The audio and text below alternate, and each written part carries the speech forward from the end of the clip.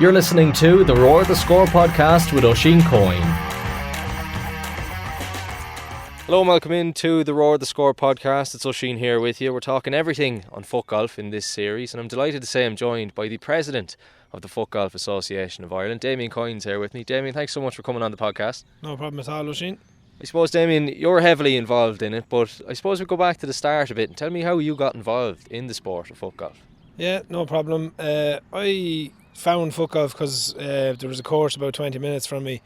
My uncle qualified for the Irish national team in 2019 to go play at the World Cup, and he was sending me videos on WhatsApp while he was over there because it was on in Morocco, and he was sending me videos of the setup and the opening ceremony, closing ceremony, the courses and stuff, and I just was blown away by the professionalism of it. I thought it wasn't that big at all.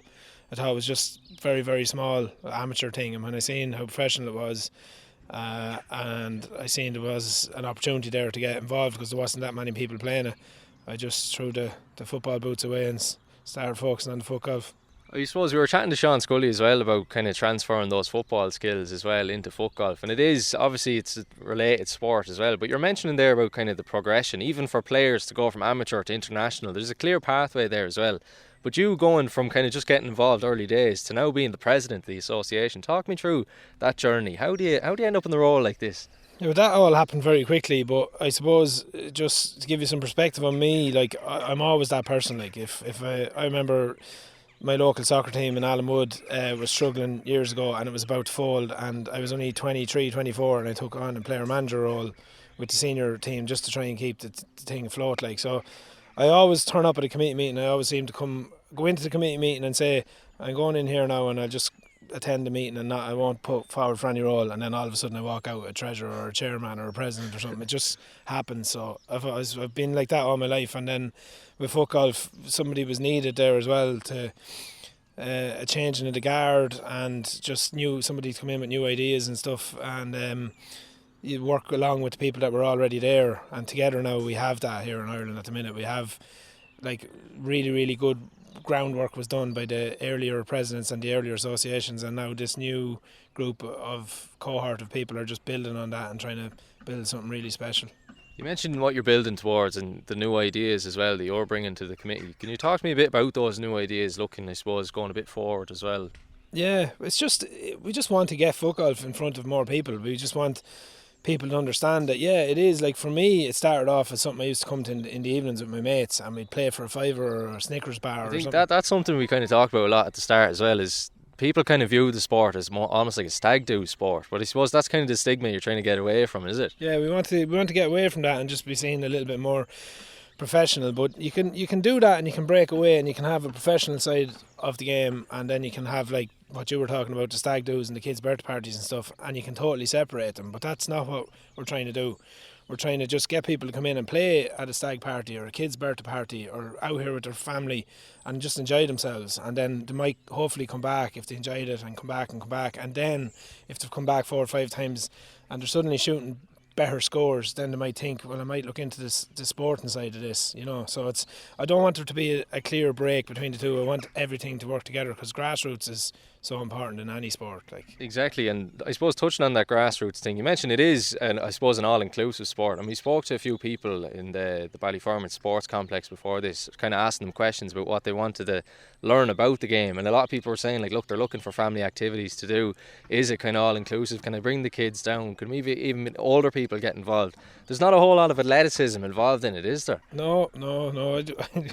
When I first qualified for the Irish team, I was a little bit overweight, and I used to call myself an international fathlete instead of an international athlete. So you don't have to be ripped to bits. You don't have to come from a footballing background or a golfing background. All you have to do is have a leg to be able to kick a ball with, and a size 5 football. So you don't need a lot to get started, and it's amazing the progression that you can make in the sport with just a little bit of effort.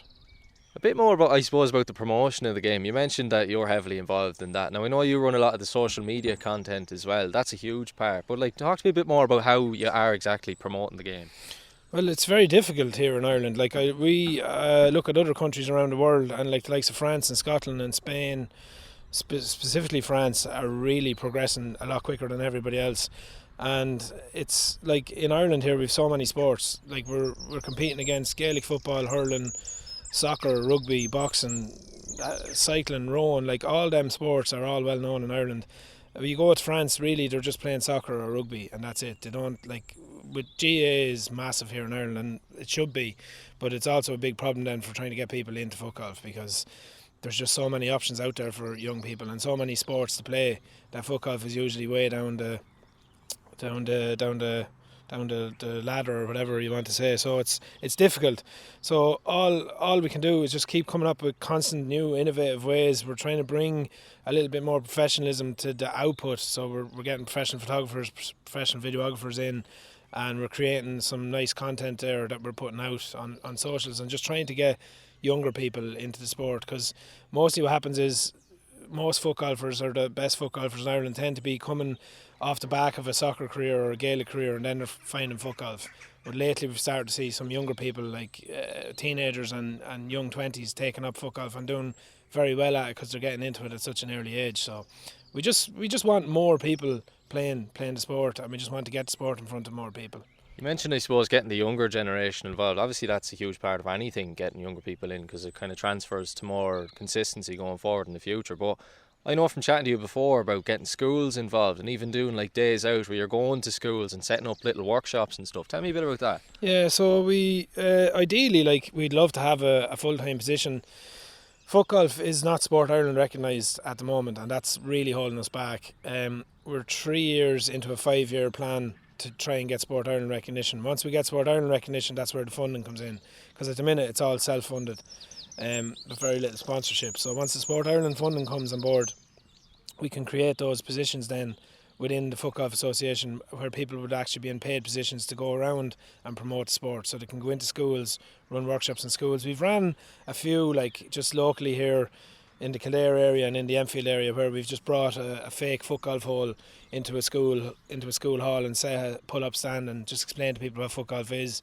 We usually run a competition. If anybody gets a hole in one at her trade stand, they go into a draw to win a voucher for a round of Footgolf for the family. Like, so everybody, we find by having an actual Footgolf hole, we're much easier able to explain the game to them, and everybody will have a go at it, because it's so easy to take a shot. And then when they win the family voucher, they'll be delighted at the end of the day. So just more things like that, but we can't do things like that without funding. Like, we all have full-time jobs. Anyone that's involved in the association at the moment, it's all a voluntary position. So you're working a 40-50 hour week, you're bringing up a family, you know, you're limited to the amount of time you can spend in trying to grow the sport you love. So we really need funding. The funding would be to put full-time people in positions to go out, and all that will just grow the sport way more than what we're capable of doing at the minute, you know. 100%, I agree. It all, I suppose, comes down to money, like everything. But talking about that funding side of things, now I remember last summer coming up towards the World Cup in Florida, which you attended for the Ireland team as well, and down here in Highfield where we're standing here today, beautiful day out here as well. There was a bit of a fundraising going on for quite a long period of time. But a part of that, I remember, you might remember, is the glow in the dark or nighttime foot golf. You yourself and a few lads coming out here, headlamps, trying to raise money. But there were so many different ways you were trying to get money. You know, you got in the end, and fantastic as well. But talk to me about, I suppose, getting to that World Cup in Florida. Well, last year for Team Ireland, we wanted to send a squad over to the Footgolf World Cup. So what that involves is sending 27 players over to Florida for 2.5 weeks, who need to be put up in accommodation, who need to pay their green fees to the golf course for the competitions, and you know, it's very expensive. So because I said there was no access to funding, all them players had to self-fund this trip, you know. So they went and looked for local sponsorship in their area.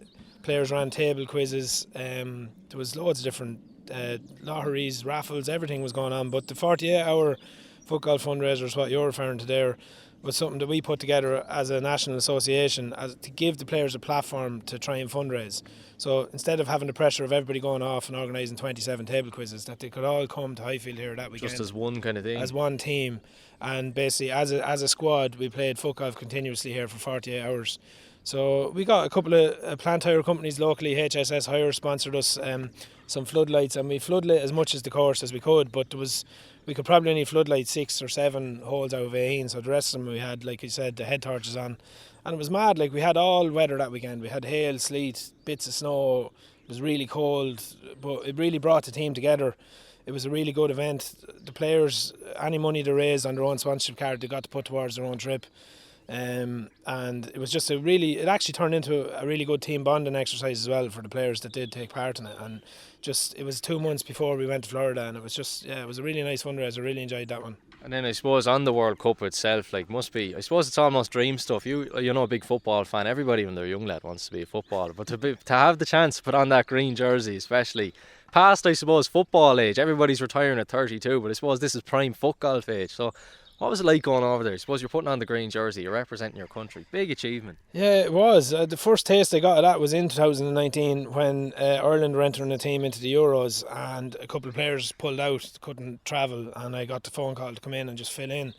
I hadn't earned my spot on the squad that year, but I got a phone call because I was next in line, and that was my first taste of it. And when we were standing on the stage over in England, and the Irish national anthem was playing, and it was just, that was the start of it for me in 2019. And then to have that again over in Florida, like we basically, the FIFG, who's the world governing body, just basically rented out House of Blues in the middle of Disney Springs, like a massive venue where Dermot Kennedy was only after playing a concert there a few nights before us, and then we're in there, and it's just VIP treatment all night, and you're coming out with the rest of the Irish squad and the tricolour waving, and it's just, like I thought that had passed me by. Soccer is so hard. Like I could barely make the Alamud senior soccer team. I was on a Kildare development squad when I was younger, but I never made it at that level. Some people might think it's over them, but sure, there's always back doors. Yeah, to think it's over, but Footgolf is really really good opportunities for anyone like that wants to devote themselves to the sport. Like I said, because there's not as many people playing it, there's so much room there for progression, and you can progress really, really fast. And then there's obviously a huge tournament there last year in the summer for the World Cup, but then there's loads more big ones coming up. We obviously have the Irish Open here that takes place in Highfield, but the Four Nations coming up as well. Talk to me, I suppose you're in the president's role, you're almost running the show heading into this, so what's involved in getting a team ready for this? The Four Nations was an idea that came about from for the countries England, Ireland, Scotland and Wales, where it was kind of like somewhat of a Celtic Cup or a Home Nations Cup. Think Six Nations for the rugby, that's what we were trying to achieve. So we set it up just to bring a more competitive side of match play Footgolf to those Four Nations. Ireland hosted the inaugural Four Nations tournament in March 2022 in Kilkenny, and we won it. So Scotland would have been heavy favourites going into that. England would have fancied their chances, then Ireland, then Wales. That would have been the pecking order. So for us to go and win that was a massive statement, because we were behind those other two countries in terms of development of the sport, and then to actually go and beat them was fantastic. So we're all geared up now, we're ready to go again. It's March 2024.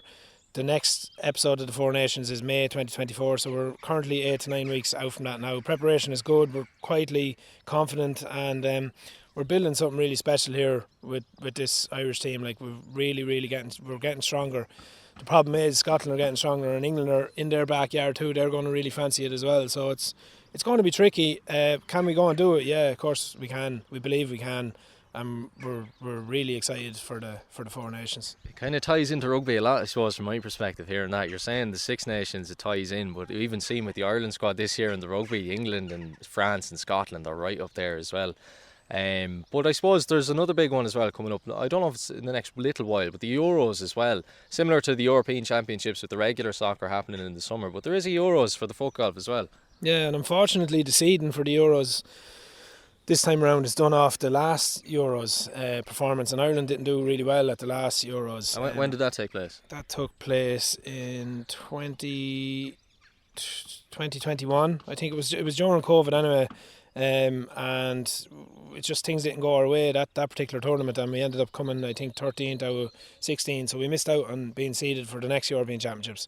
If the seedings had went off the World Cup, we would be in no problem, because we had such a good World Cup recently, but unfortunately it was done on the Euros during the COVID, so we have to qualify now. So there's a pre-qualifying event in Slovakia where Ireland are sending 5 players over.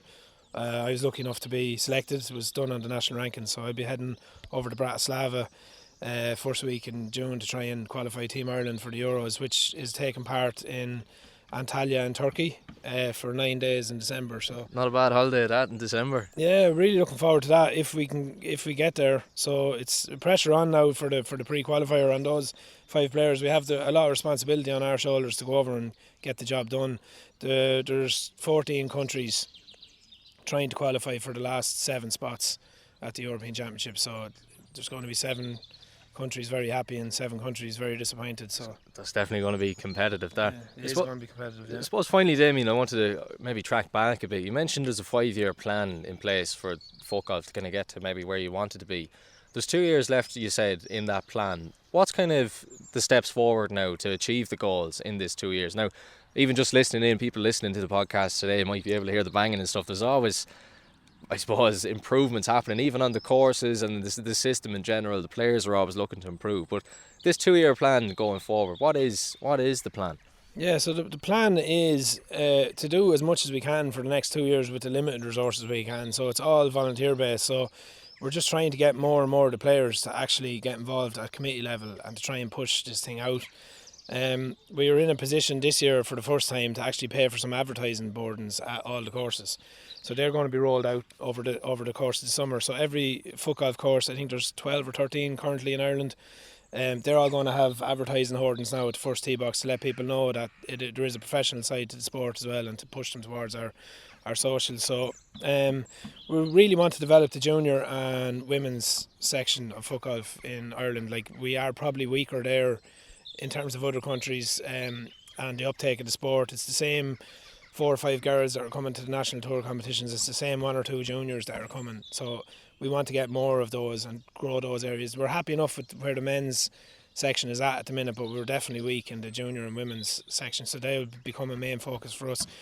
What will we do with no financial resources is all we can do is hold a couple of open days, put those advertisements up around the place and hope that, that the media will pick up on some of the stories along the way. We got a lot of success last year because we were sending an Irish team to a World Cup and we actually bet England in the first game as well. That's always a nice feeling, isn't it? That was always good, and when we bet them, that actually got national coverage then through Today FM and News Talk. I remember the conversation you had with Dave and Dermot on Today FM, and I suppose that was kind of a bit of inspiration for this as well, using that as a baseline. But as you say, it's so important to kind of build from that, not just get the once-off coverage at the World Cup last year, just keep building from it. Yeah, that's important to keep building. Last year was probably the most amount of coverage we got into the Irish Independent and really big news outlets because it was a big story and it was something different. But now the stories are a little bit smaller with a Four Nations tournament or a European Championship is not as big as a World Cup in Disneyland in Florida,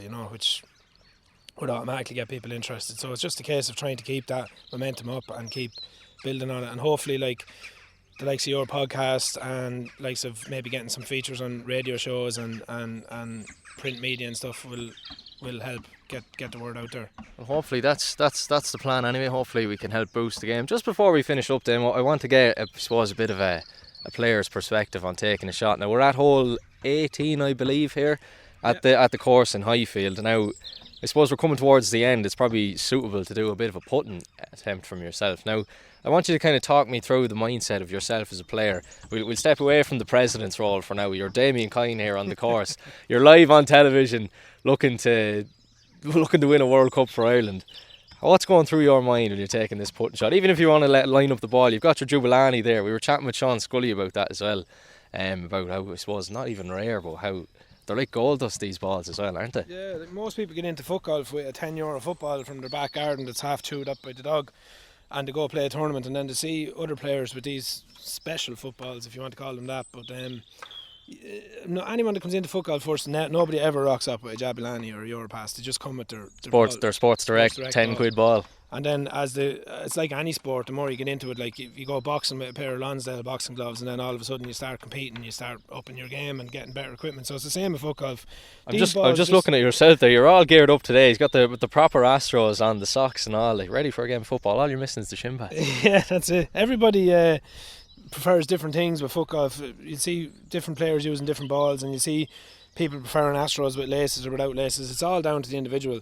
But one thing I learned about Footgolf, taking your shots, shot selection, and what you're asking me here about putting, is having a routine. Like, it's very important.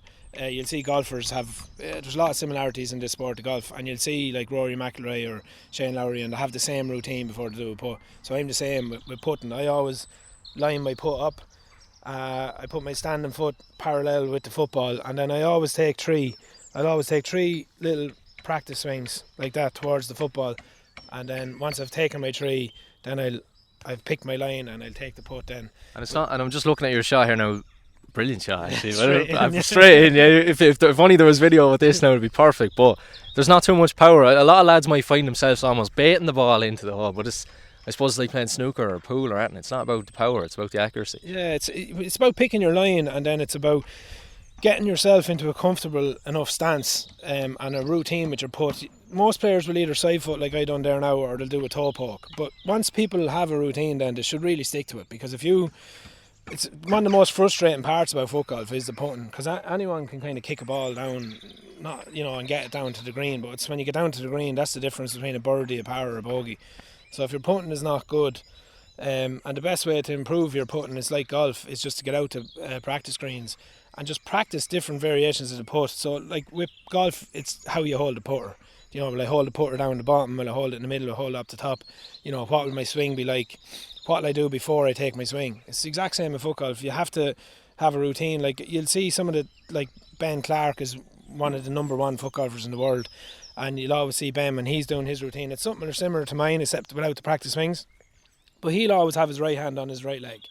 Every time you see him putting, that's his thing. So his right hand is always on his right leg like that. Just a little superstition kind of. Yeah, that's what he has to do, And everybody has their own thing. I tried that. I did try that for a while, and then I start focusing so much on my hand and being worried about where my hand was that I start forgetting about the putt. But there was one guy last year who came on the tour. He works in radio himself, Rob Dowling, and he came on the tour last year and he just blew us away with his putting. Rob wouldn't drive the ball the furthest, he'd tell you that himself. But he won the match play championship last year out of nowhere, and won an event in Kilkenny last year out of nowhere purely because of his putting. And when the guy that was doing the video for the event interviewed him afterwards and asked him about it was his breathing techniques. Breathing techniques. So he used to stand over a putt, and everyone would think he'd be lining it up, but in his head he was doing his breathing techniques and getting his breath work right and calming himself down before he took the putt, and that worked for him. So like everyone has their own little routines. You'll see some players when they're taking a tee shot, they'll take 5 steps back and 2 steps aside, like a Johnny Sexton thing, or a Gaelic footballer taking a free kick. They all have routines as well, so it's very important to have a routine.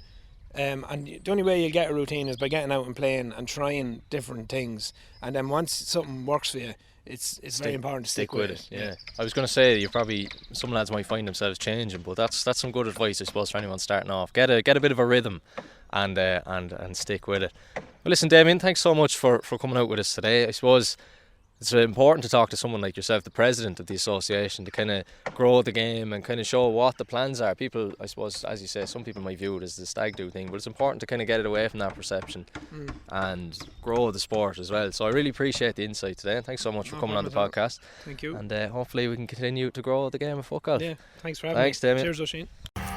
Thanks for listening to this episode of Roar the Score. If you enjoyed, make sure to hit that subscribe button and turn on those post notifications.